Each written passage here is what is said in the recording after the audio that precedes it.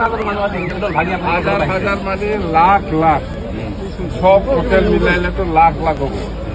আজি তিনিটা সমষ্টি লৈ পেলাই হাজাৰ হাজাৰ মানুহ দেখিব দেশত লাখ লাখ মানুহ দেখিব আমাৰ BPF দলৰ ছাপৰ্টাৰ অভাৱ নাই সকলো জাতি জনগোষ্ঠী ওলাই আহিছে আৰু আমি যিটো উদ্দেশ্য লৈ পেলাই আজি ৰেলী কৰিছো তো আমি সাকসেস আপনি কত খেলিব কাম্পাৰ চন্দন খাম গুলিমাৰ আপনি কত খেলিব মই কত খেলি মানে এই খাম্পাৰ এই চন্দন আৰু ফেৰেঙ্গা এই তিনিজনে কত খেলে এইটো চাই আছো মই তাতে মই যাম